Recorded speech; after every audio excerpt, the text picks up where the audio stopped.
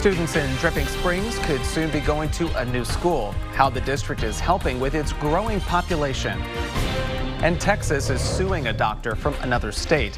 How the state's attorney general says the doctor broke Texas law while in New York.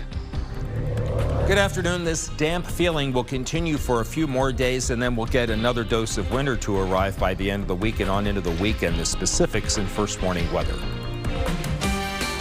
In-depth, investigative.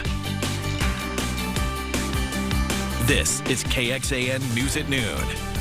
Thanks for joining us this afternoon. Hope you're enjoying your Monday afternoon so far. I'm Will Dupree.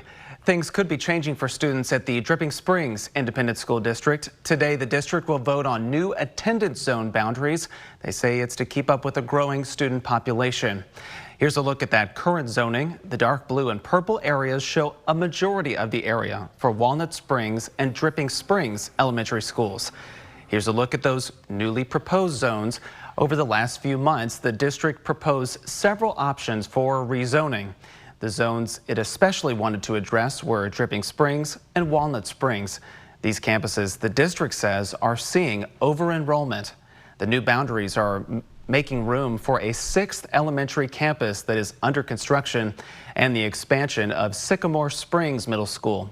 Of course, where kids go during this transitional time is something parents are watching. The district says as of now, rising 3rd and 4th graders will stay at their elementary school into 4th and 5th grade. That's the same for rising 6th and 7th graders. They'll stay at their middle school once the school board votes. The final attendance zone boundaries will be published in January. Those will go into effect for the fall 2025 school year. First Warning Weather. On this afternoon, we're looking live over downtown Austin at the moment. And as you can see, the clouds are starting to part just a little bit. We've got a few peaks of blue skies out there. Rich, I am dying for some sunshine, so I'm hoping that those will clear out a little bit more through the week, and we'll get to experience a little bit of that. We'll see a little more clearing in some of the area this afternoon, and then the clouds will be back tomorrow morning, and then they'll clear out a little bit tomorrow. But it's Wednesday afternoon and on through the rest of the week where we will have will weather. Living for Wednesday. We have the Jayla meter for the muggy meter and the will weather for that. Hey, I like that. You like it? Yeah. All right, let's start with the radar first. We've got a little bit of light rain, a little bit of drizzle still in some of the areas. Some of that drizzle is not showing up on the radar, but we know from surface reporting stations that we do have that. Hey, we got a viewer email on Sunday from Erica. I don't know if it's shows or shells. I apologize for that. But Erica sent this rainbow, taking this picture over South Congress. We'd had a little bit of rain in the area and the resulting rainbow. This is a really pretty picture. And Erica, thank you very much for sharing this with us. We still have a little fog across parts of southern Burnett County, Marble Falls on into the northern part of Blanco County, maybe a little bit of fog around High. Temperatures are in the 70s. We're up to 75 at Camp Mabry. We still have a few in the upper 60s out in the hill country, and we have mid and upper 70s along and east of I-35. The humidity, just awful. These are numbers we really don't like to see. Humidity as high as 95% at the reporting station at Blanco, 81% at Dripping, 73% Camp Mabry, 68% at Rockdale. These humidities will not start to drop until we get into Wednesday afternoon. For the rest of this afternoon on to tomorrow morning, just a 10% chance during any of that 2-hour period, but the overall chance of rain will be at 20% for today and again tomorrow. So the damp weather for a few days. When exactly will the cold air returns? And today's pollen count, tracking the cedar pollen for you here in the First Warning Weather Center. Will? Rich, thanks so much. The results are in now for the runoff races in 3 different Travis County elections. We have those unofficial results from the election according to the Travis County Clerk's elections page. Gary Bledsoe and Mike Siegel faced off in a runoff election for the District 7 seat that represents parts of North Austin. Mike Siegel is the projected winner for that seat. Meanwhile, voters within the Austin Independent School District also chose a new school board member. Fernando Lucas de Oriosti is the projected winner over Lindsay Stringer in the runoff for an at-large position on the board. Voters in Manor also are on track to re-elect their mayor. The unofficial results show incumbent Christopher Harvey as the projected winner over Tricia Campbell in the runoff. Texas Attorney General Ken Paxton is suing a New York doctor over abortion medication. In that lawsuit, he says the doctor violated Texas law by providing the drugs to a Texas patient. According to Paxton, the 20-year-old woman ended up in a hospital with complications after taking the medication. The lawsuit is seeking up to $250,000 with no criminal charges involved.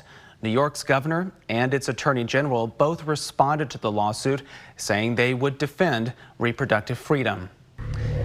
Going in depth, the number of Texans seeking an abortion out of state more than quadrupled between 2021 and 2023. Data from the Texas Health and Human Services Commission shows about 7,800 Texas residents received an abortion in a different state last year. That's up from about 1,700 in 2021. Still, the total number of abortions for Texas residents dropped by 85% compared to 2021. Many Texans could be on the list of pardons from incoming President Donald Trump. He's promising to look at cases for those charged in the 2020 Capitol riot on his first day back in office, even pardoning some convicted criminals. An analysis from the University of Chicago found 66 Texans are on that list. That's the third highest after Florida and Pennsylvania. According to the database in Texas, Tarrant County has the most convicts. That's North Texas and includes Fort Worth. It's followed by Harris, which includes the city of Houston, and then in Bexar County, the San Antonio area tied with Collin and Dallas counties, both in North Texas. Austin Democratic Congressman Greg Casar says controversial moves like this may derail momentum that Trump has coming into office after winning the last election. I mean, they were tried through the criminal justice system just like everybody else, and he's so politicized that system. It's just, again, Trump putting himself and his own petty grievances ahead of the work to be done for the American people. Trump will take office on January 20th. ABC is now going to pay $15 million in a legal settlement with Donald Trump. The president-elect accused ABC News and anchor George Stephanopoulos of defaming him. During an interview, Stephanopoulos said a jury found Trump liable for rape in the case of E. Jean Carroll. The jury actually found him not liable for that, but did find him liable for sexually abusing her. On Wednesday, the nation's central bank could make it easier for you to borrow money. Economists expect the Federal Reserve to cut interest rates. According to CNBC, board members are expected to lower rates by a 1/4 percentage point. It will mark the third rate cut in a row. On Thursday, we'll learn how much the economy grew when we get the latest gross domestic product numbers. A change in federal rules could save you money on overdraft fees. The Consumer Financial Protection Bureau is trying to limit what banks can charge. They'll have the option to either cap overdraft fees at $5, charge a fee that covers their costs, or charge a fee of any amount, but disclose the terms the way they would with any other loan. The Bureau says this change could save Americans $5 billion each year. Right now, banks can charge as much as they want. The average is about $35. The measure is set to take effect next fall, but it does face some stiff opposition from U.S. banking groups. Its ultimate future, though, is uncertain, with new leadership taking over the agency in Trump's second term. As Syrians are trying to put their lives back together after the toppling of President Bashar al-Assad, Israel continued to launch airstrikes on military targets inside Syria. This comes as Israeli troops expanded their operations in the UN-monitored buffer zone, and Israel's government approved a plan to encourage population growth in the occupied Golan Heights. NBC's Matt Bradley reports. Well, it's been 1 week now since the fall of Bashar al-Assad and his family regime, which ruled this country with an iron fist for about 50 years. And still, things seem to be going here in Damascus relatively well. Now, that's despite the fact that we have seen over the weekend really an enormous amount of Israeli bombings of sites throughout Syria, attacking military installations and places where the Israelis say the former regime had been hiding specialty weapons and things that they say they don't want to get into the wrong hands. Now, this has caused a lot of consternation from the international community, telling the Israelis to stop attacking Syria, to leave them alone, and to withdraw their troops from an area just beyond the Golan Heights, which now it sounds as though the Israelis are hoping to increase the population, according to reports of Israelis in the occupied Golan Heights. But elsewhere in Syria, there's a lot of signs that things are returning to normal. We were just walking around one of the main souks, one of the main markets here, Souk El Hamadea, here in Damascus, and business was buzzing. People were smiling. And schools just started yesterday for the first time since the fall of the regime. Embassies are starting to reopen, and businesses are now opening their doors all throughout this city. It looks as though things are returning to something like stability, despite the fact that this country has endured a nearly 14-year-long civil war. But there's still so many unanswered questions and a lot of fears about what this new regime could mean for Syria's future. Matt Bradley, NBC News, Damascus, Syria. Welcome back, everyone. The time is now 12:14 on this Monday. We take a live look from the Covert Bee Cave Auto Mall weather camera. We see a little bit of blue sky, but for the most part, the clouds are winning this afternoon. We have a cold front that is draped across an area from Wichita Falls down through south of the Midland, Odessa area, and then out towards El Paso. It was first thought with forecasts that started to arrive last week into the weekend that this front would make it in here by today, but that is not going to happen. And as a result, the moist flow off the Gulf at the surface is going to continue, and that will lead to high humidity and also these very tiny areas of rain with a little drizzle possible. It's really only a 20% probability through tomorrow morning, and then by tomorrow afternoon we should see some clearing, and temperatures will be a couple of degrees warmer tomorrow than we will have today. The transition period is going to come Wednesday morning with that front that should arrive in Lampasas and San Saba counties. This is 7:30 Wednesday morning. By 9 o'clock it's approaching Georgetown. It's past Burnett and Llano on into the Mason area. Rain out ahead of it, and we'll continue to see that rain ahead of the front. By noon it's past Giddings and past Lockhart, and then by about 1 o'clock it's south of Luling and Flatonia, and then we are sunny and breezy during the afternoon. Our in-house model says that by Wednesday morning we will have added a robust 1/100th to a 1/10 of an inch. That's it. We may have a couple of reporting stations where the numbers get a little bit higher. The humidity, which is really awful right now, will continue for the next couple of days, and by Wednesday afternoon the humidity readings will drop because the dew points are going to fall sharply behind the front, and we'll have that comfortable air that we've come to enjoy so far. So after that front, cold mornings and cool afternoons, there'll be another front that comes. This one races through the area, just reinforcing the north wind should arrive here by noon on Friday. Gives us a north wind Friday afternoon, and then the winds will turn easterly on Saturday at around 5 to 10, so we don't have any issues with wind. All right, today I'm going to keep that rain chance at about 20%. Drizzle, light rain, that's it. Normal high today is 64.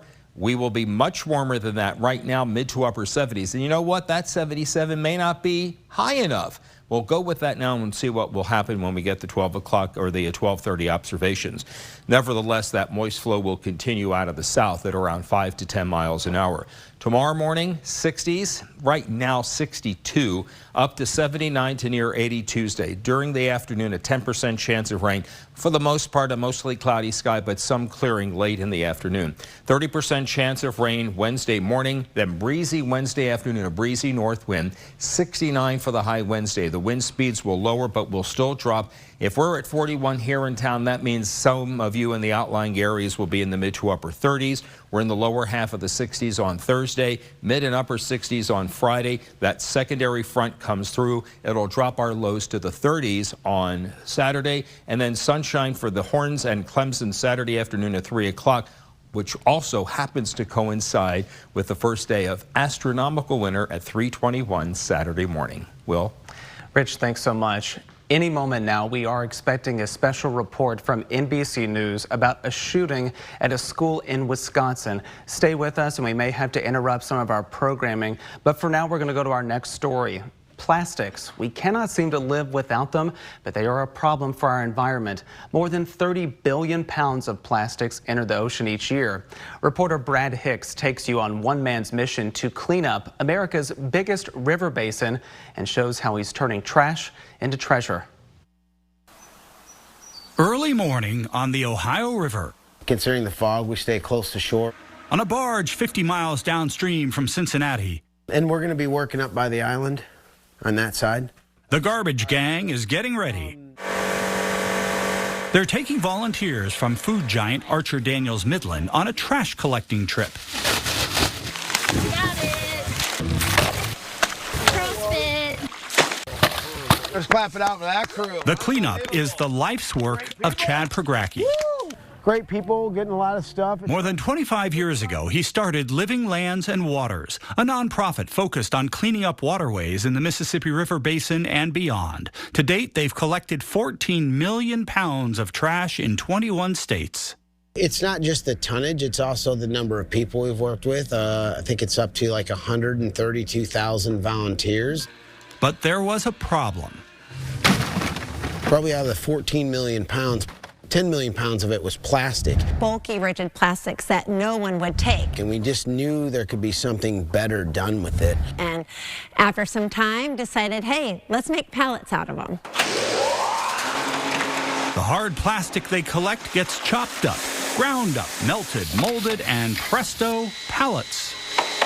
They're ideal for automation, they're more sanitary, they're weather and chemical resistant, you don't have any broken wood pieces to clean up, there's no protruding nails that are ripping through product.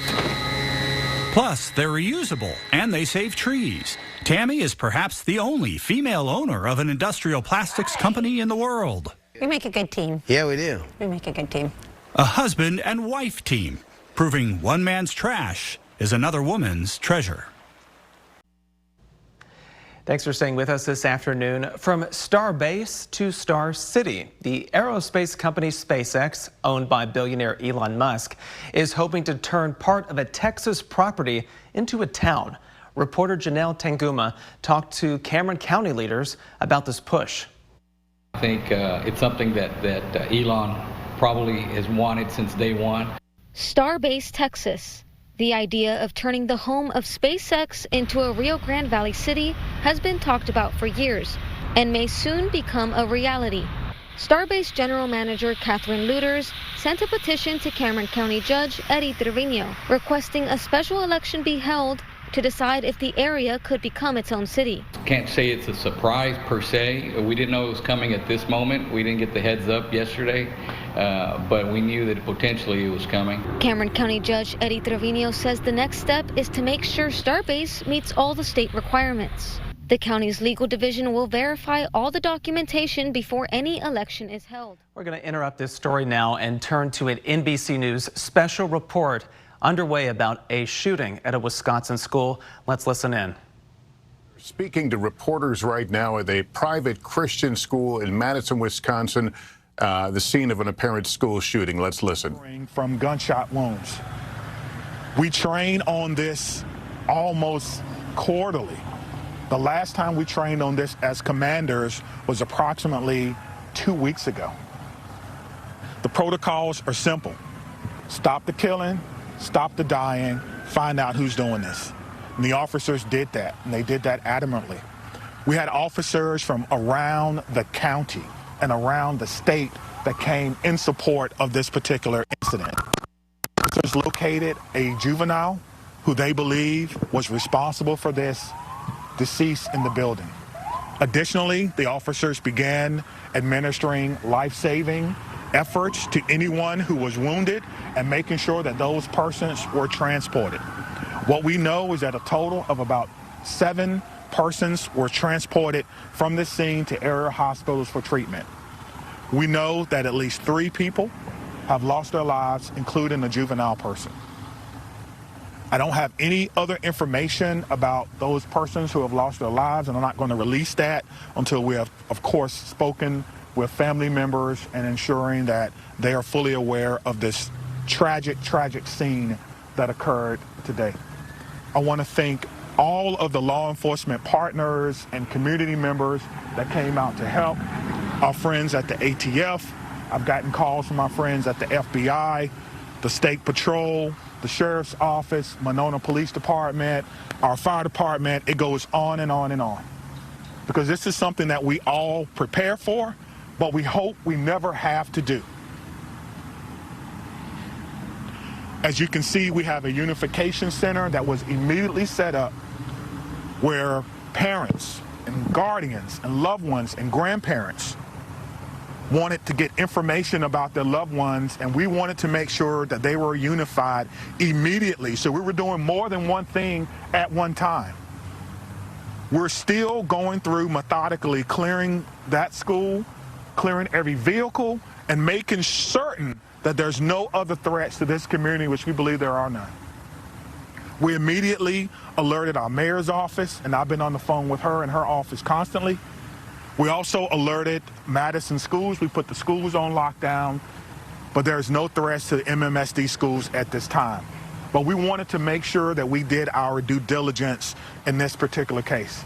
Again, we're still going through, collecting evidence, collecting information, making sure that our community is safe from what is a sad day for our community and for our country.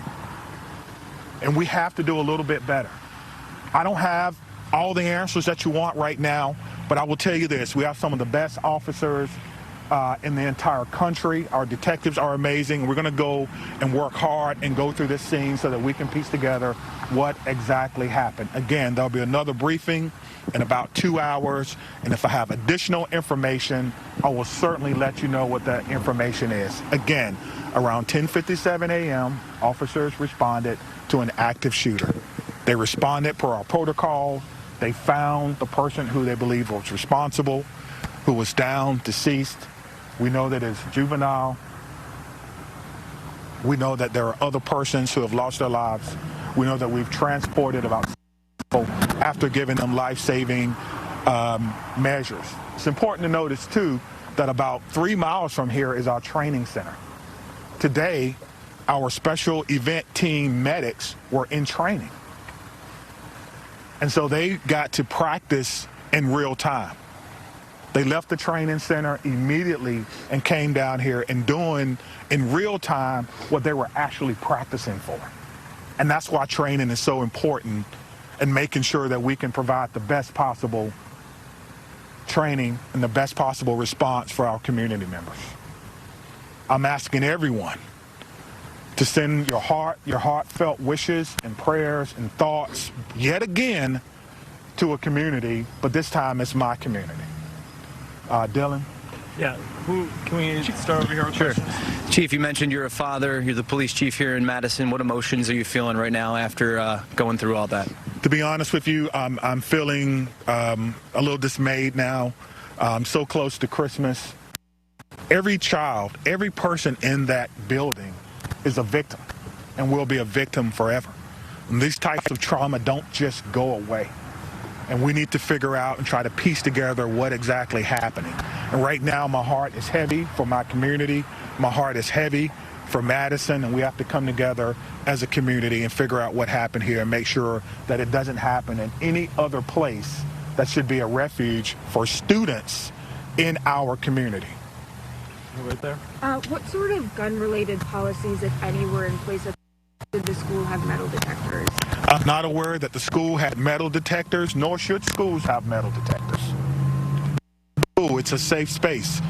So I don't know. Again, it is a private Christian school. It is not under the authority of MMSDs, and that is something that we'll have to look into. Chief, of the 7 victims, how many are students? How many are teachers? I'm not going to give any information about who the victims are, whether they're student, staff, or parents, because we need to make sure that we can notify people. I think that's the most important thing before we go any further. But police they never fired their weapons. That is correct. Correct. I don't know if it's a male or a female, but the police department did not fire their weapons. Thank you. Scott, are there 3 fatalities you mentioned, including the suspected shooter? That's correct. Yes, sir.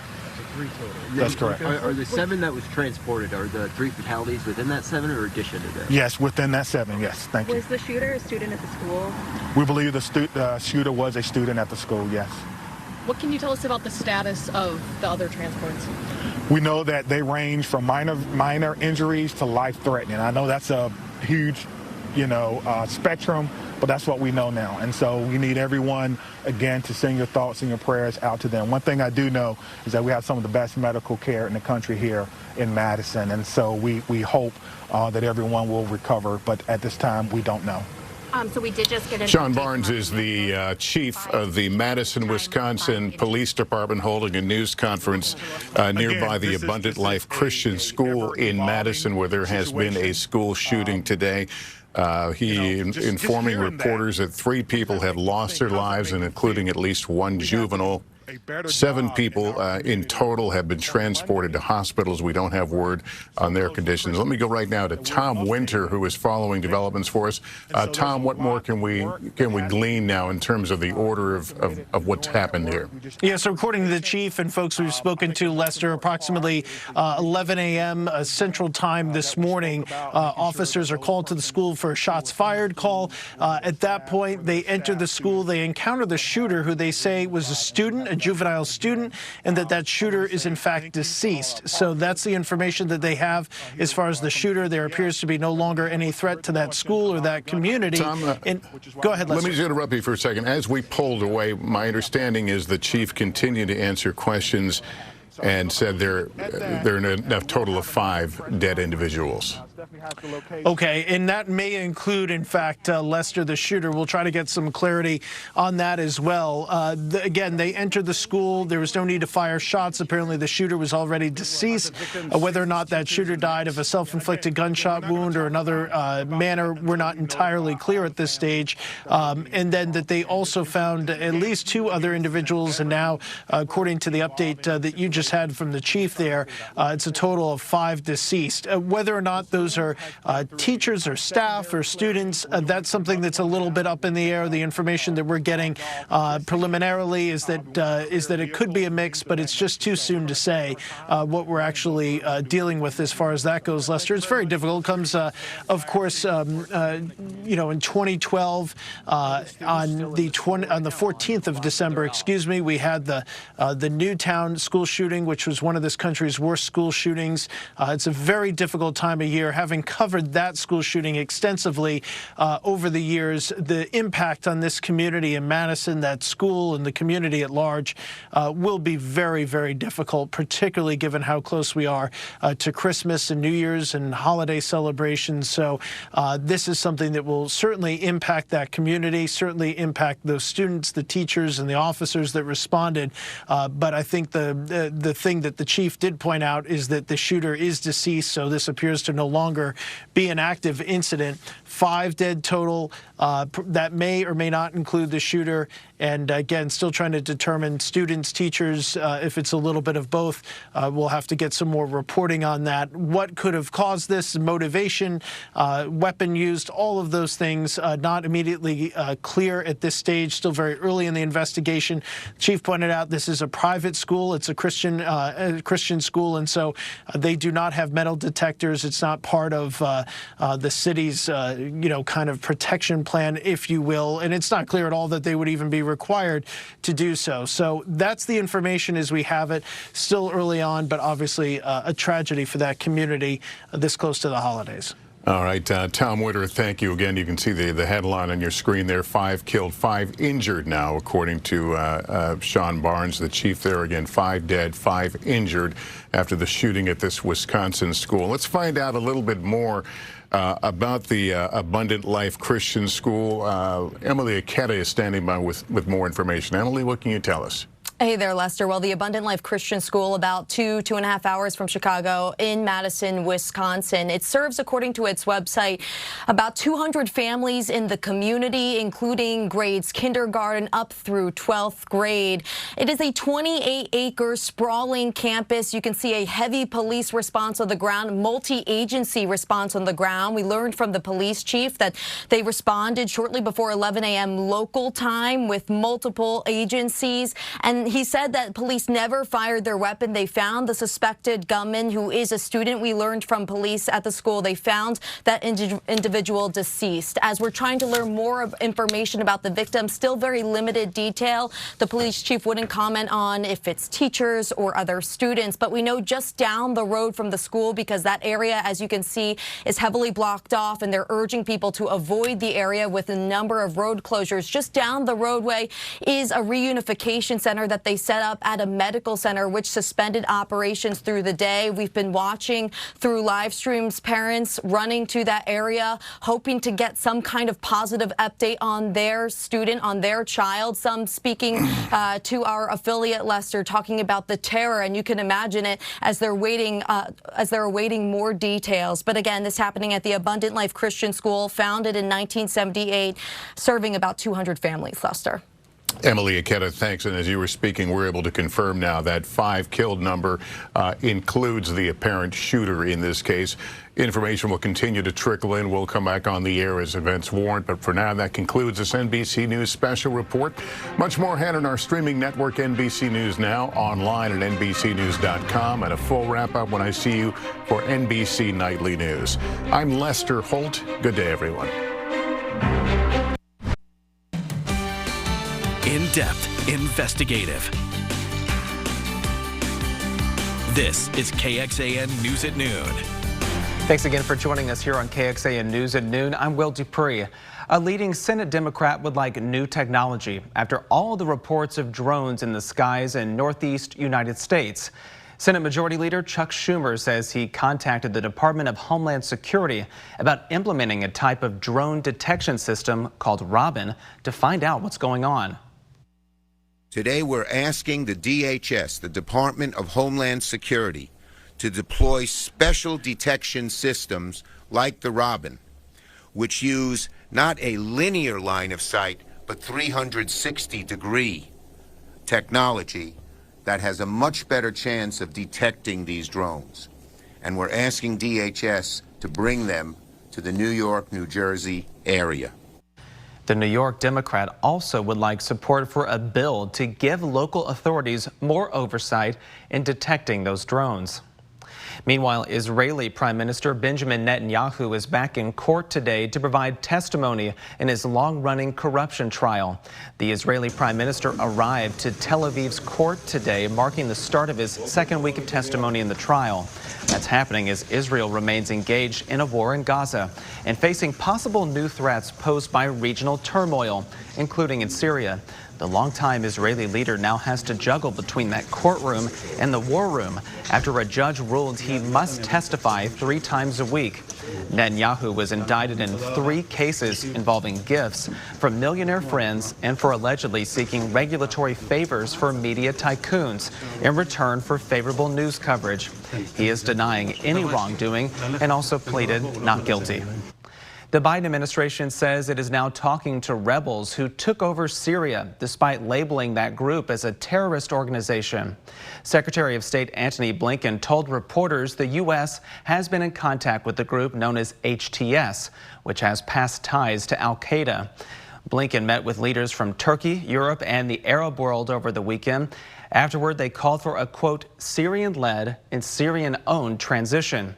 Meanwhile, the search continues for American journalist Austin Tice. Blinken said he had emphasized the importance of finding Tice in talks with Syria's new parties. The leader of one of America's key allies is now suspended from his job. A court in South Korea could expel that country's president from office in the next 6 months. The legislature impeached the president over the weekend after he tried previously to impose martial law. Lawmakers there said the declaration was unconstitutional and illegal because there were no signs of a national emergency. A number of people have already been arrested as well in connection with that martial law declaration. They include the former defense minister, the head of the National Police, and the head of the police in the country's capital. For some people out there, flying can be a bit of a nightmare. But for some kids in New York this past weekend, it was more like a dream come true. We're talking about the United Airlines annual fantasy flight to the North Pole. It brings Christmas magic to kids in the New York area who spent the past year in hospitals. For many of these children, this flight offers them an opportunity to experience joy outside of a hospital. For the crew, it's the result of very careful planning. Obviously, safety is paramount in what we do, so we plan this for about 30, 40 days ahead of this, from the flight attendants to all the customer service, our ramp people, everybody's involved, and obviously the outside entities are involved, Port Authority, the FAA, we got the help of TSA to get all the kids down here to the gate today, so it's a big production. And so cool. The flight begins at Newark. The kids get a scenic view not only of Manhattan before they go on to a straight shot to Santa's home. First warning weather with meteorologist Rich Siegel. We are finding a good deal of sunshine up in Liberty Hill. We see some clouds in the horizon, but a blue sky over the city of Liberty Hill right now.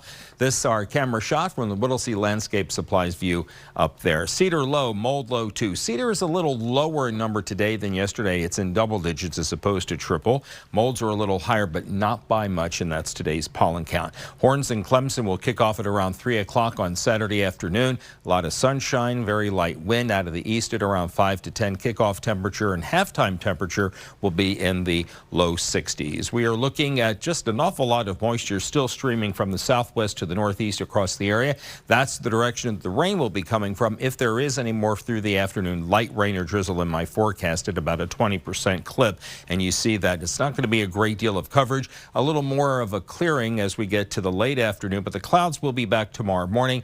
And then as we start the day, we'll see a little more of this light rain or drizzle in some of the area. Should end during the noon hour. And then we see a little more sunshine for tomorrow afternoon under a partly cloudy sky.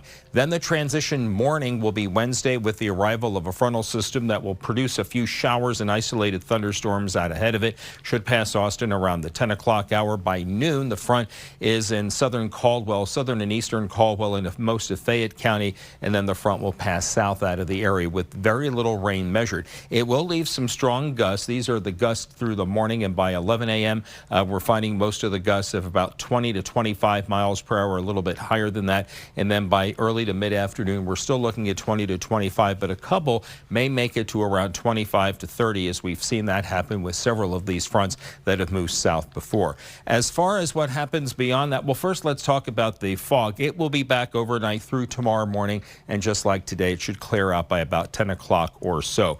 All right, Thursday, Friday, Saturday, and Sunday will be dry, cold mornings, chilly afternoons. A reinforcing cold front will come across the area through the area Friday morning into the afternoon. It races in with no rain, just gives us more of a north wind. I've changed the high. I've changed my mind. I think we're going to hit 79 today with that light rain or drizzle to continue. Normal high today is 64, and I think we'll hit 79 tomorrow, maybe even get to the low 80s on Tuesday. And then Wednesday, again, we see clouds and rain in the morning, sunshine and breezes for the afternoon, and that bright weather pattern will continue through the end of the week and on into the weekend. Remember, winter solstice at 3:21 Saturday morning. We'll be in the 40s then on our way to a low Saturday morning of 39. An update now to some breaking news this afternoon. Police in Madison, Wisconsin are investigating a shooting at a private Christian school. So far, Madison police say at least 5 people have been hurt and 4 others were killed. Police say also the suspected shooter is dead. Police say roads near the school have been blocked off and a reunification center has been open to reunite families with their children. This is a developing situation, and we will have more information as it becomes available. We are expected to hear more on this story in the upcoming NBC News broadcast. In other news today, with the holiday season in full swing, the city of Austin has a ticket waiver program to help people who make responsible choices finding a ride home. Austin's Get Home Safe ticket waiver program has run for more than a decade. The program offers waivers to those who park in city-owned spaces and leave their vehicles there overnight to seek a rideshare, a CAT Metro trip, or other safer trip home. Those who are ticketed can submit a waiver form within 1 business day. After receiving that citation, attaching a copy of the ticket and a dated receipt proving they chose a safer alternative. Just making sure that people know that this is available to them. But we do want, encourage people to plan their trips ahead of time if they're going to go out and drink responsibly. That program operates year-round. We do have a link to that waiver form and other safe trip resources in the story on our website at KXAN.com. Rich, we want to get one more check with you and the forecast out there. Not much difference in the weekend temperatures and the cloudy conditions. Correct. They only continue. Yes. Yeah. It is feeling like spring. Today and tomorrow, we find temperatures in the mid and upper 70s for highs today. Chance of rain today, light rain drizzle, 20%, 10 tomorrow, 30 Wednesday morning. That Wednesday morning rain chance due to that oncoming cold front that will clear the area by 1 o'clock. leaving us with sunshine and a stiff north wind for Wednesday afternoon. We'll have more coming up at 1:22. All right, Rich, thanks so much. And thank you all for joining us here on KXAN News at noon. As Rich mentioned, we'll see you back here in about 30 minutes. Enjoy the rest of your Monday. Take care.